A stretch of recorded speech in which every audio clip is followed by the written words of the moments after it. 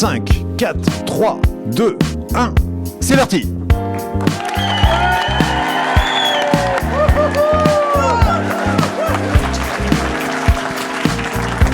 Bonsoir, bonsoir, est-ce que vous êtes en forme ? Même pas peur TV, c'est désormais une web TV à l'échelle de l'Île-de-France. Oui, et aujourd'hui dans les Hauts-de-Seine à Saint-Cloud. Alors même pas peur TV, c'est du reportage, c'est du décalé, c'est du grinçant par moment, car le handicap ne rime pas forcément avec tristesse et morosité. Mais surtout avec RQTH et chômage. Oui bon Luisa, on vous a dit grinçant mais pas réaliste s'il vous plaît. Qu'est-ce que c'est même pas peur TV ? C'est un plateau avec des invités de prestige. Et surtout avec des invités qui sont venus sans être payés. Et ça nous arrange beaucoup, même pas peur TV. Et je crois même qu'il y aura une surprise durant l'émission. On verra, m'en dites pas plus. Enfin, vous verrez ça, enfin si je peux m'exprimer ainsi, vous comprendrez le jeu de mots tout à l'heure. C'est un mystère, sans plus attendre, car le programme est chargé. Nous avons justement sur cette émission 3 sujets que nous allons aborder, 3 thématiques importantes autour de l'emploi et du handicap. Avec un premier plateau qui sera handicap et Saint-Cloud. Un second plateau politique et handicap. Et un dernier plateau cinéma média et handicap. Et avec un handicap primordial. Ah bon ? Celui de tenir un timing avec des gens qui sont plus bavards les uns que les autres. On s'en fiche un peu, de toute façon je suis maître du temps et après on coupera tout en post-production. Ah, ça c'est beau la manipulation.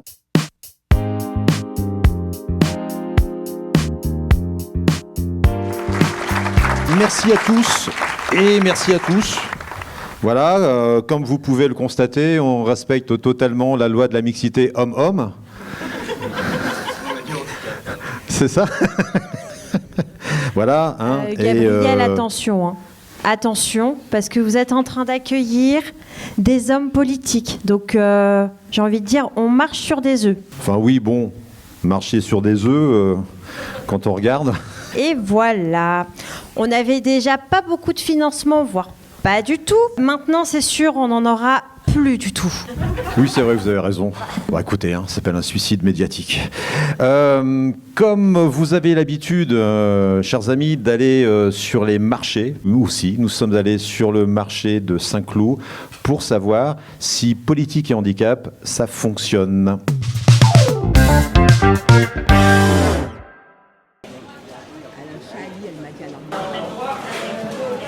Peut-on faire de la politique avec une situation de handicap ? Je ne vois pas pourquoi ce métier-là ne pourrait pas être effectué par les personnes en situation de handicap alors que de multiples autres emplois le sont. Bien sûr, ça c'est évident. Et pourquoi ? On n'est pas invalide. Au contraire, oui, je vois pas ce qui empêcherait de le faire. Une certaine partie de la population qui est atteinte de handicap, donc il faut de la représentativité aussi dans les fonctions politiques. Pour mon avis personnel, je dirais un handicap physique, oui, aucun problème. Un handicap mental, c'est peut-être un petit peu plus délicat. Citer une femme ou un homme politique ayant une situation de handicap. Ah, je sais pas. Aucune idée. Voteriez-vous pour une femme ou un homme politique qui serait trisomique ? Ça dépend, je pense, quand même pour quel rôle, avec quelle responsabilité, avec quel encadrement. En toute sincérité, c'est pas certain. Oui, une femme de préférence, oui. Mais aucun problème, bien sûr. A priori, non, honnêtement. Mais parce que je ne sais pas s'il a toute sa capacité mentale. Et donc c'est important de pouvoir juger, etc. dans l'exercice. Ça dépendrait surtout de son programme plutôt que de sa condition. Challenge pour vous 3. Réaction en une phrase sur ce que vous venez d'entendre. Vincent Julet. En une phrase, je dirais qu'il y a un sacré nombre de barrières à faire sauter. Et je crois que c'est peut-être pour ça qu'on est là aujourd'hui aussi. Pierre Denisio. Oui, il faut plus de personnes en situation de handicap qui font de la politique, parce que si on veut réconcilier la politique avec les Français, il faut que la politique ressemble aux Français. Voilà. Sébastien Pétavy. On voit qu'il y a effectivement un problème de parité. Peut-être que dans tous les représentants politiques, en tout cas que j'ai croisés, sont souvent des hommes, en tout cas dans les candidats. Donc oui, on veut de la diversité, puis si c'est une femme, on sera très content. Et effectivement, on va reprendre le témoignage d'une des personnes. Ils ont réussi en une phrase à réagir sur le... Incroyable, ouais, on les applaudit. Hein. Impressionné. Ouais, moi aussi, je suis... Par contre, Gabriel, moi, je suis un peu comme les gens du micro-trottoir. Qui sont nos invités? Alors, entre nous, Luisa, je les connaissais pas avant cette émission. Ah, je suis pas la seule. Absolument pas. D'accord. Pierre Denisio, donc, maire adjoint de Boulogne, conseiller régional Île-de-France, oui. Et j'en oublie encore plein d'autres. C'est bien déjà. Super. Qu'est-ce qui est le plus compliqué pour vous au quotidien dans votre travail par rapport à votre situation de handicap? Ou est-ce qu'il n'y a peut-être aucune complication? Ah si, il y a des complications. Alors, il n'y a pas vraiment de complications physiques. Les adaptations sont pas incroyables. En général, ça se limite à avoir un marchepied pour faire des discours, et j'en fais plusieurs par semaine. Donc ça va, c'est plutôt gérable, même s'il peut y avoir des oublis. Les difficultés sont plus dans les mentalités, parce que même si les personnes qu'on a pu voir dans la vidéo vous disent qu'elles sont prêtes à voter évidemment pour des personnes en situation de handicap, etc. Dans la vraie vie, c'est pas forcément ce qu'on ressent. Il y a toujours un doute sur la compétence d'une personne en situation de handicap. Les personnes de petite taille, elles ont beaucoup de clichés sur elles. On pense qu'elles ont un petit cerveau, qu'elles sont pas aussi intelligentes que les autres. Et moi, si je me balade avec un stagiaire ou un collaborateur, mes interlocuteurs vont parler aux stagiaires et aux collaborateurs. Ils vont pas me parler à moi qui suis conseiller régional ou adjoint au maire. Donc il y a toujours cette bataille de la crédibilité à essayer de remporter. Donc non, c'est pas simple tous les jours, mais ça vaut le coup, parce que quand nos concitoyens vont être amenés à voir de plus en plus de personnes en situation de handicap qui vont pouvoir démontrer leur totale compétence et crédibilité, au bout d'un moment, il n'y aura plus ce doute. Donc voilà, moi je suis plutôt optimiste sur l'avenir. La situation n'est pas simple. Je pense que ça rebute beaucoup de personnes en situation de handicap qui se disent mais la politique, ça va être trop dur. Alors déjà, la vie ordinaire, c'est compliqué. Alors la politique, cette espèce de panier de crabes, c'est vraiment parfait pour moi. Allez dans tous les partis, soyez militants. Ne demandez pas à être élu tout de suite. Ne demandez pas des quotas tout de suite de personnes handicapées en politique. Faites-vous votre place dans les partis. On ne vous fera pas de place, mais on fait des places à personne. Et devenez élu, montrez vos compétences, montrez que vous êtes utile, montrez que vous aimez les autres. Et vous verrez, on va tous faire progresser le pays comme ça. Ça, j'en ai pas de doute.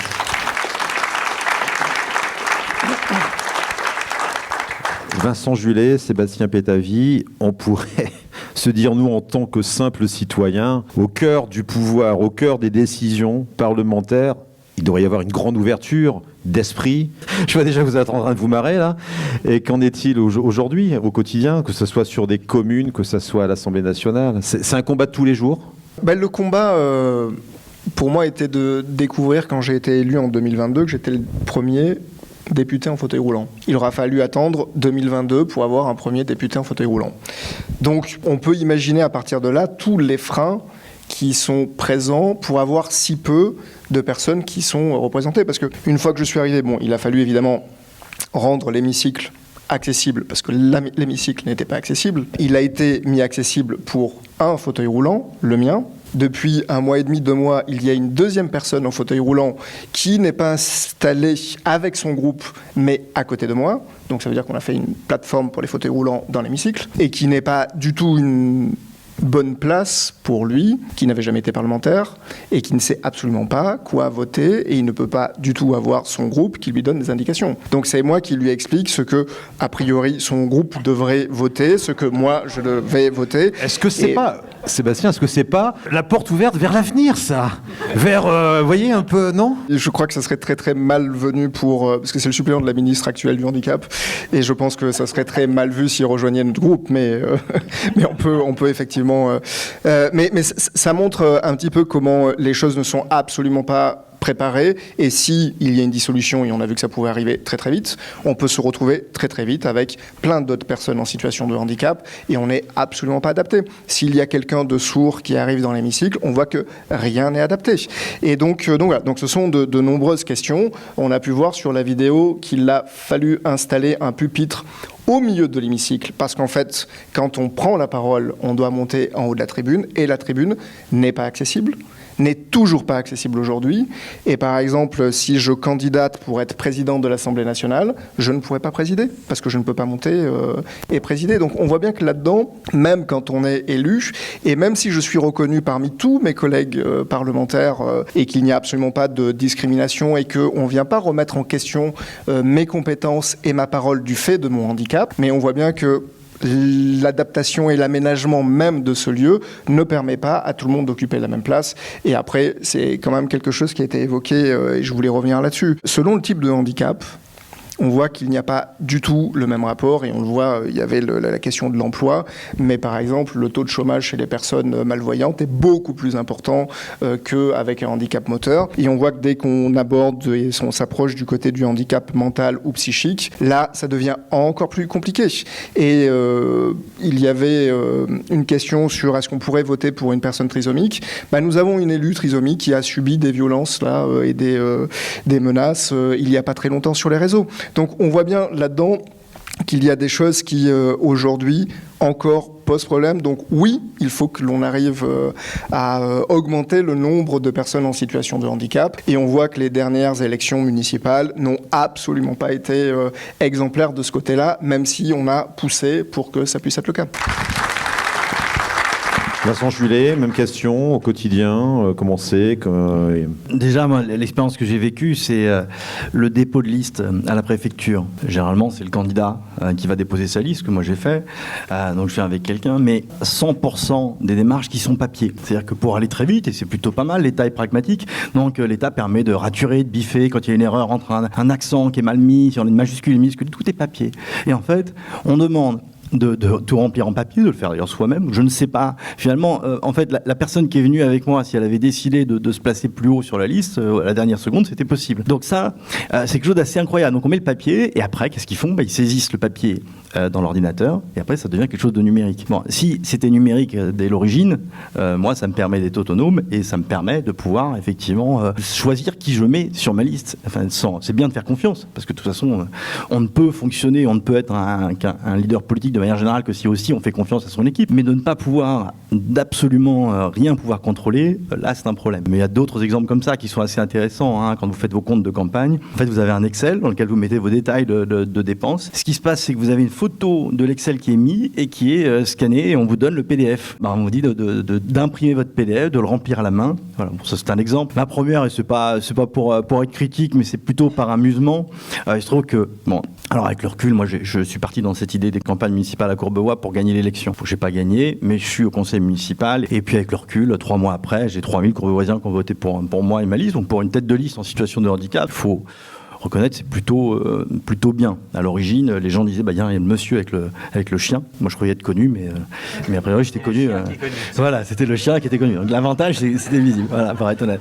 Et puis à la fin, il m'appelait Monsieur Julet, donc c'est bien. On a quand même vraiment franchi une marche qui est importante. Je le dis, je pense, avec beaucoup d'amusement. Il se trouve que, du coup, j'ai un groupe, donc je suis président de groupe, mais puis, même si je suis pas super jeune, je suis le plus jeune de mon groupe. Donc voilà, c'était les plus jeunes de chaque groupe qui ont été appelés pour faire pas les assesseurs, pour faire le dépouillement. Oui, tout à fait. Donc voilà, donc on me demandait d'aller vérifier visuellement. Tu veux qui avait voté pour le maire ? Je dis, moi, vous pouvez me mettre là. Moi, je suis d'accord avec tout le monde. Hein, donc allez, voilà, c'est pas grave. Donc quelques petites choses, mais en même temps, là, on est en train, jeudi, on va voter le règlement intérieur du conseil municipal. Moi, j'ai fait mettre des choses d'accessibilité dans le conseil qui n'existaient pas. Je me suis dit, si je mets un truc contraignant, ça va être refusé. Donc, j'ai mis s'engage à faire le maximum pour, quelque chose comme ça. Mais au moins, j'ai fait mettre des conditions d'accessibilité, d'une prise en compte aussi des besoins spécifiques de l'élu. Donc, petit à petit, parce que Sébastien est un pionnier, Pierre est un pionnier, parce que moi, je suis un tout jeune là-dedans. Hein, mais parce qu'on a quelques pionniers, on arrivera à faire en sorte que les prises en compte des besoins spécifique soit une réalité. Est-ce que il y a des questions ? Bonjour, Andrea Burgeot. J'étais celui qui était à la préfecture avec Vincent. Mais j'ai une question pour Sébastien Pietavi, justement, au sujet des feuilletés. Parce que le diable, un peu comme on l'a découvert à la préfecture, on se cache toujours dans les détails administratifs. Et notamment après le succès de ta proposition. Et après vient le diable de la sécurité sociale, de ces formulaires absolument incroyables. Et surtout des surprises sur le reste à charge zéro.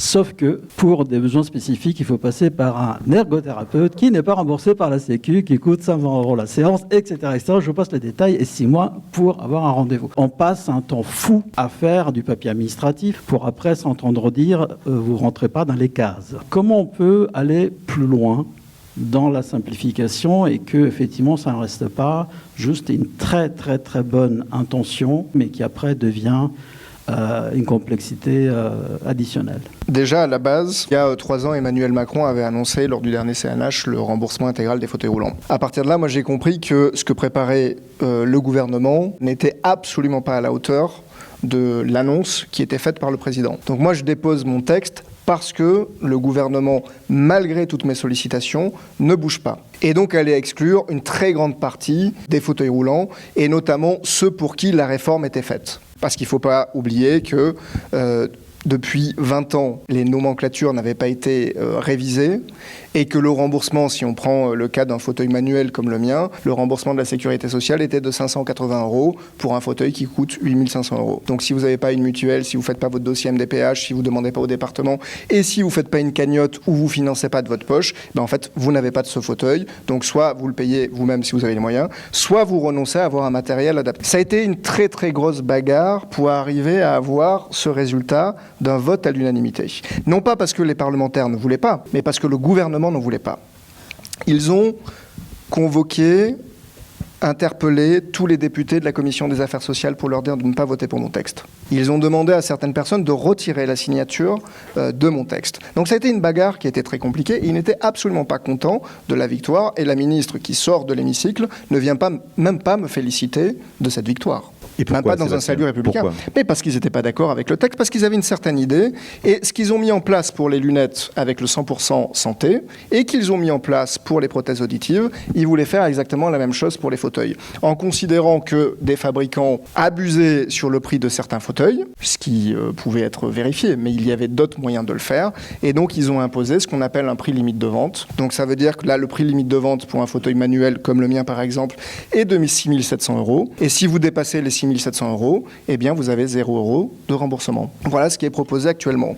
Et en fait, comme ils n'étaient pas contents, avant que mon texte passe au Sénat pour avoir une navette parlementaire et qu'il puisse être adopté, ils ont sorti le décret en février. Mon texte a été adopté en décembre. Ils ont sorti le décret en février pour une application en décembre. Ils auraient très bien pu attendre que ce soit davantage avancé pour pouvoir le faire, mais c'était juste pour éviter que mon texte passe au Sénat en avril. Donc le court-circuit a été là. Donc ce qui est présenté aujourd'hui n'est pas mon texte. Même s'il a été modifié et amélioré par mon texte, parce que les fauteuils de sport n'étaient pas intégrés, et ils avaient prévu 2 700 € de remboursement, et on est monté à 6 700 pour des fauteuils manuels, et à peu près à 30 000 pour des fauteuils électriques. Donc voilà la question, mais on rate le cœur même de la cible, à savoir les personnes qui ont les besoins les plus spécifiques. J'avais un rendez-vous au ministère et avec la ministre la semaine dernière, c'est ce que j'ai évoqué encore, c'est ce que je répète depuis 2 ans sur ce texte, et on est encore loin du compte, donc ça veut dire que aujourd'hui, des entreprises européennes qui fabriquaient des fauteuils de qualité, soit ces fauteuils ne seront pas remboursés, donc ceux qui ont les moyens pourront se les acheter, soit ils vont les faire fabriquer ailleurs, peut-être en Inde ou en Chine pour que ça revienne moins cher, soit on va perdre en qualité. Et ça, c'est quand même quelque chose qui est assez terrible aujourd'hui. Donc on mène la bataille parce qu'on voit que faire adopter un texte, c'est une chose, mais il y a l'application du texte derrière, parce qu'il ne faut pas oublier, là on sort du spectre du handicap, hein, mais on nous parle d'une assemblée qui est avec 3 blocs, dont il n'y a pas de majorité, et qui est complètement bloqué. Il faut savoir que 70% des textes trouvent une majorité et sont adoptés, sauf qu'il n'y en a que la moitié qui ont un décret d'application, parce que le gouvernement n'est pas d'accord avec ce qui a été voté par l'Assemblée et donc n'est pas appliqué derrière. Et donc ça, c'est un gros problème aujourd'hui dans la confiance que l'on peut avoir envers les parlementaires et envers les politiques. Et effectivement, ça va nourrir des colères. Et je reçois je ne sais combien de messages par jour de personnes en fauteuil roulant qui n'avaient pas changé de fauteuil depuis 3-4 ans parce qu'ils attendaient cette réforme et qui aujourd'hui sont très déçus. Vous avez parlé de la question des ordonnances.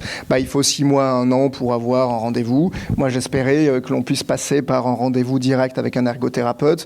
Après, c'est quand même assez terrible. Moi, ça fait 41 ans que je suis paraplégique. Je sais mieux qu'un ergothérapeute le fauteuil qu'il me faut. Et c'est complètement stupide d'avoir à passer par et un médecin et un ergothérapeute pour avoir un fauteuil dont je vais expliquer à cette personne-là mes besoins. Et donc là, il y a quelque chose qui effectivement ne fonctionne pas très bien. Mais après, on a besoin d'un contrôle parce que jusqu'à présent, c'était les fabricants et les distributeurs qui choisissaient seuls les options qu'on pouvait mettre sur un fauteuil, avec tous les conflits qu'il pouvait y avoir là-dedans. Donc il faut arriver à trouver un équilibre. On a essayé de trouver celui-là. Là, les raccourcis qu'ont fait le gouvernement et le choix qu'ils ont fait en court-circuitant mon texte posent aujourd'hui des problèmes. Donc on mène la bataille. Une question ici. Bonjour, je voulais intervenir sur un point précis, c'est la politique pour les personnes en situation de handicap. Moi, j'ai eu la chance de connaître les deux. J'ai été élu, j'étais personne normale, et puis maintenant, je suis une personne dite en situation de handicap. Je suis très fier d'être une personne en situation de handicap. Vous êtes des précurseurs et je suis très fier de suivre cette action. Oui, il y a des énormes difficultés et pour autant je suis cadre pratiquement sub dans une grande entreprise. D'abord, pas une question, on va être tous de plus en plus nombreux, faites de la politique, allez au contact des concitoyens, allez au contact de tout le monde. Et vous verrez, on sera de plus en plus nombreux. Une question en 2 secondes. Ça représente combien dans le budget de l'État, ce que vous défendez en termes de budget global, qu'on se rende compte de... Il faut prendre la mesure que 80% des fauteuils roulants sont pour les personnes âgées. Donc en fait, sur les 20% qui restent, les cas avec les besoins les plus spécifiques, et souvent il manque juste 1 000, 2 000 euros pour en fait pas beaucoup de personnes. Donc c'est peut-être du 100 millions, quelque chose comme ça. Quand on connaît les conséquences de ne pas le faire avec des risques d'escar, de problèmes de santé derrière, et que la moindre hospitalisation de 6 mois pour un problème d'escar, c'est 120 000 euros pour la sécurité sociale, on ne fait aucune économie. Et sans parler du bien-être et la dignité des gens dans leur place tout simplement dans la société. Oui, bonjour, moi je m'appelle Lydia Delestre. J'ai une question au sujet des MDPH. MDPH, j'ai bien compris que c'est maison départementale pour les personnes handicapées. En revanche, je ne comprends pas, moi-même handicapée, pourquoi il y a des différences de traitement selon les départements. Oui, alors il y a une énorme hétérogénéité entre le fonctionnement des MDPH. Et moi, je le vois au niveau de la région. Vous avez des familles qui déménagent. Parce que si vous avez un gamin qui a des troubles du spectre autistique, il vaut mieux être soit à la MDPH du 75, soit dans le 95. Si au contraire, vous avez un handicap physique, il vaut mieux être dans le 92 ou il vaut mieux être dans le 78. Donc il y a des stratégies comme ça. Et là, on touche à quelque chose d'horrible, c'est la rupture d'égalité républicaine. Il y a une rupture d'égalité territoriale, des fractures qui sont immenses, et je pense que si on doit parler de quelque chose à l'occasion des prochaines élections présidentielles, c'est peut-être de ça, c'est peut-être de se dire comment est-ce que on accède à nos droits, nous personnes en situation de handicap, de manière équitable sur l'ensemble du territoire. Il y a un peu trop le handicap des riches, le handicap des pauvres, le handicap des villes, le handicap de la campagne, et tout ça, ça veut dire qu'il y a une trop forte hétérogénéité de fonctionnement. Les MDPH, il faut les revoir. Il faut que stratégiquement, au niveau national, elles fonctionnent toutes de la même façon, qu'elles aient les moyens de fonctionner, avec la CNSA, je vous abreuve pas de sigles, etc. Et surtout qu'il y ait un accompagnement qui soit beaucoup plus de proximité, parce que le département, c'est pas le bon échelon. Vous n'allez pas à Nanterre quand vous avez des problèmes à refaire votre carte de stationnement, votre CMI stationnement. Je pense que la maille doit être beaucoup plus fine. Il faut qu'il y ait des gens en face, pas un répondeur où il faut appuyer sur la touche étoile pour savoir où en est son dossier. Il faut des gens qui nous accompagnent. Techniquement, Pierre, on va à Courbevoie maintenant depuis 2 mois. J'ai pas visité la nouvelle MDPH de Courbevoie. Mais on est dans les choses qui sont quand même assez rigolotes. Je ne sais pas tout à fait la question, mais la nouvelle MDPH qui est arrivée à Courbevoie, il faut quand même voir, c'est que l'adresse indiquée, le point de rendez-vous, il est à peu près 500 mètres derrière. Donc moi je l'ai testé, j'ai dit mais c'est super, et donc au bout d'un moment j'étais complètement perdu, absolument pas accessible. Il n'y avait pas, de bande de guidage pour les cannes blanches devant. J'en ai parlé justement vendredi matin au délégué ministériel à l'accessibilité qui a découvert aussi le point. Donc on a des choses qui sont parfois un peu saugrenues dans ce qui est mis en place, et en fait on fait des fois les choses à la va-vite et on réfléchit pas. Et je crois que pour recentrer peut-être sur le sujet, mais peut-être en situation de handicap, j'espère, mais moi j'arrive peut-être à ça, c'est peut-être un vœu pieux, mais me disant que comme on est quand même concerné, peut-être être élu en situation de handicap, peut-être au bout d'un moment on va quand même déjà réussir à convaincre un peu que c'est intéressant de prendre vraiment en compte la problématique. Mais en plus, finalement, Sébastien, je crois qu'au début, il ne voulait pas faire de handicap, et puis que finalement, c'est lui qui a porté un des sujets les plus importants sur ce sujet-là. Mais au bout d'un moment, comme on est les principaux concernés, on se dit, non, c'est plus possible de continuer comme ça, et donc peut-être qu'on ira aussi vers l'avant. Ouais. C'est-à-dire que votre handicap a, entre guillemets, a pris un peu le dessus sur peut-être d'autres valeurs politiques ? Moi, un mot, c'est pas que ça a pris le dessus. Moi, aujourd'hui, je voulais faire la preuve localement qu'il y avait un électorat handicap. Je suis toujours pas arrivé à cette conclusion. Mais non, ce qui a pris le dessus, c'est quand même le fait de se dire, quand vous êtes concerné par quelque chose directement, vous êtes obligé de regarder. Vous pouvez pas fermer les yeux alors que ça vous touche directement. Enfin, quand vous vivez avec quelque chose, naturellement, vous pouvez pas l'éviter. Et c'est hyper intéressant parce que moi, on m'a déjà reproché de m'occuper du handicap. C'est un truc assez dingue. Moi, j'ai fait le choix. Voilà, je me suis dit, j'ai cette expertise, j'en ai d'autres, mais j'ai cette expertise et donc j'ai envie de travailler sur les questions de handicap. En plus, c'est génial parce qu'on fait des réunions. Il n'y a personne en situation de handicap autour de la table. En général, je suis le seul. Donc ça, c'est assez génial. Mais on me l'a reproché. On ne reprochera jamais à une femme d'être secrétaire d'État aux droits des femmes. Et on ne reprochera jamais à un ultramarin de s'occuper des Outre-mer. Par contre, une personne en situation de handicap, on va lui dire, oh là là, mais est-ce que tu ne pouvais pas t'occuper d'autre chose ? Est-ce que c'est pas un peu trop facile ? Dans le handicap, en plus, c'est la plus belle des délégations, parce que quand on s'occupe du handicap, on s'occupe de toute la cité. Dans une ville, dans une région, on s'occupe des transports, des lycées, des associations, du logement, de la culture. Enfin, c'est absolument incroyable. Et ça ne m'empêche pas de m'occuper du logement, de la santé, des affaires sociales. Hein. Mais j'ai ce prisme handicap qui me tient à cœur. J'ai envie de le garder. Je n'ai pas réussi à lâcher cette délégation. À chaque nouveau mandat, le maire me dit on va arrêter. Ou Valérie Pécresse me dit bon, voilà, je sais pas, tu veux passer à autre chose ? Non, il y a encore du boulot. On continue. Sébastien, je vous laisse terminer le plateau. Pour faire le lien là-dedans avec est-ce qu'une personne en situation de handicap doit traiter les questions de handicap, mais est-ce qu'il faut par exemple un ou une ministre au handicap ? Est-ce qu'il faut dans les mairies quelqu'un qui est justement fléché pour cette question-là ? Je crois que c'est un des problèmes et ça pose la question de la MDPH également. On voit bien que un des problèmes de la loi de 2005 sur la question du handicap, c'est que justement il faut passer par un chemin spécifique et qui est venu empêcher justement l'accessibilité universelle et que tout le monde et tous les pans de la société viennent s'emparer de cette question-là. Et la question du handicap concerne la culture, concerne le transport, concerne le logement.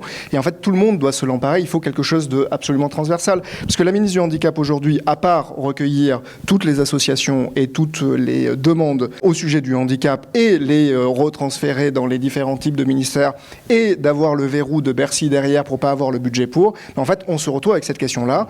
Et beaucoup de personnes ne se sont pas emparées du sujet. Et la question de la MDPH, en fait, c'est cette question-là. Est-ce qu'on doit, pour avoir renouvelé sa carte mobilité, est-ce qu'on doit passer par la MDPH ? Non, on doit pouvoir passer par sa mairie et la voir directement. Et je pense qu'il y a beaucoup de choses qui doivent passer autrement. On doit pouvoir se l'emparer collectivement. Et si on ne fait pas ça, on ne va pas passer le cap vers une société dite inclusive. Et puis ça pose la question de l'ESAT tout à l'heure, de plein de choses. Est-ce que en fait, on doit toujours avoir un parcours à part ? On le voit avec l'école inclusive. En fait, un enfant en situation de handicap qui va dans l'école inclusive, il ne va pas dans l'école, il va dans l'école dite inclusive. On voit bien qu'il y a quelque chose, il y a un dispositif qui vient le mettre à part, même si ça se passe dans, normalement, les mêmes locaux. Et je crois que c'est cette question-là et cette philosophie-là qu'il faut arriver à inverser. J'ai l'impression que c'est une feuille de route pour le prochain ou la prochaine... Et pour le lien, excusez-moi, parce qu'on a eu une chanson extraordinaire tout à l'heure. Ça me semble trop bizarre. Oui, mais je voulais faire le lien parce que je voyais l'affiche de Sarina. Enfin, c'est quand même sa chanson et les paroles de sa chanson avec Pas sans nous. Et qui est quand même les revendications des collectifs antivalidistes. Et c'est quand même quelque chose d'important aujourd'hui. Ça ne doit pas se passer sans nous. Et je crois que c'est le message là qui... on a besoin d'être présent. Et puis il faut que effectivement tous les militants, toutes les associations puissent avoir leur place. Vincent Julet, allez vraiment... C'est une question pour le chien qui doit parler parce qu'il n'avait pas encore pris la parole. Pierre disait il ne faut pas forcément de quotas. Alors nous, on pense que globalement aujourd'hui, puisqu'il existe une obligation d'emploi de personnes en situation de handicap dans les entreprises, ça ne nous paraîtrait pas choquant qu'il y ait une obligation de présence de personnes en situation de handicap dans les assemblées. Ça a été le cas, il y a un quota homme-femme aujourd'hui. Il y a ça. Donc ce ne serait pas complètement sot de l'envisager. En tout cas, nous, ce qu'on montre aussi, je crois, moi c'est ça aussi le message que je veux passer, c'est qu'on vit avec un handicap. Quand on est dans les assemblées, quand on est dans le monde politique, on est comme les autres. Après, peu importe la thématique dont on s'occupe. On est capable d'être à haut niveau de responsabilité, même si on admet sa difficulté. On parle de notre handicap et on dit oui, on est en situation de handicap, oui, c'est plus compliqué parfois. Et pour autant, on est capable d'intervenir à haut niveau comme les autres. C'est peut-être aussi là où avoir du personnel politique en situation de handicap, c'est un message aussi porteur d'espoir, un peu plus loin que nous, notre microcosme citoyen, quelque part. On va terminer, parce que je sais qu'on pourrait en parler pendant des...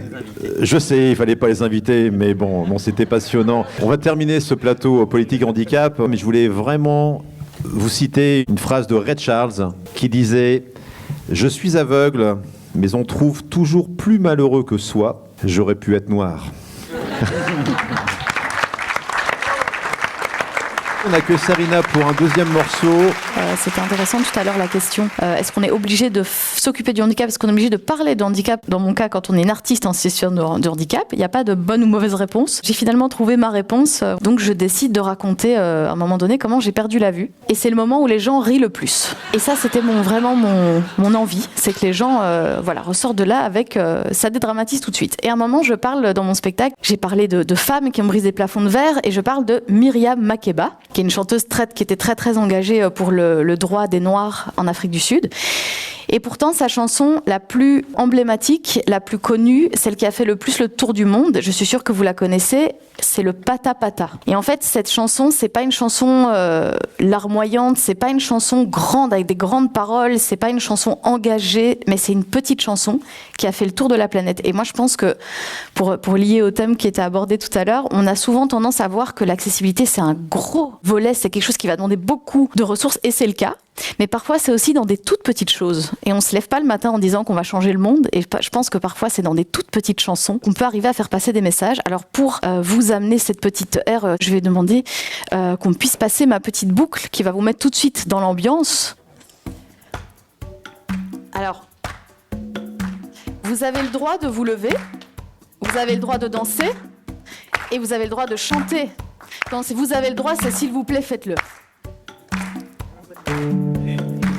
Sagu nuka satsi pega nansi pa tapata sagu nuka satsi pega nansi pa tapata sagu nuka satsi pega nansi pa tapata sagu nuka satsi pega nansi pa tapata hey mama nansi pa tapata hey mama nansi pa tapata hey mama nansi pa tapata hey mama nansi pa tapata sagu nuka satsi pega nansi pa tapata sagu nuka satsi pega nansi pa tapata sagu nuka satsi pega nansi pa tapata sagu nuka satsi pega nansi pa tapata hey mama nansi pa tapata hey mama nansi pa tapata hey mama nansi pa tapata hey mama nansi pa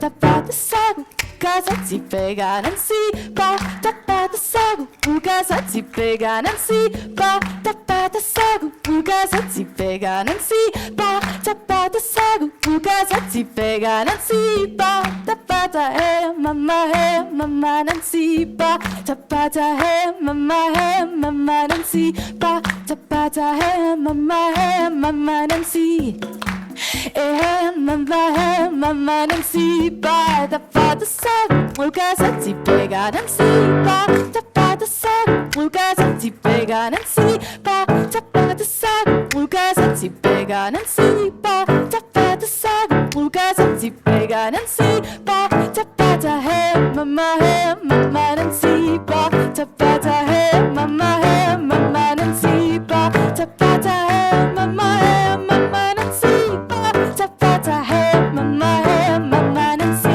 pa ta bravo, merci.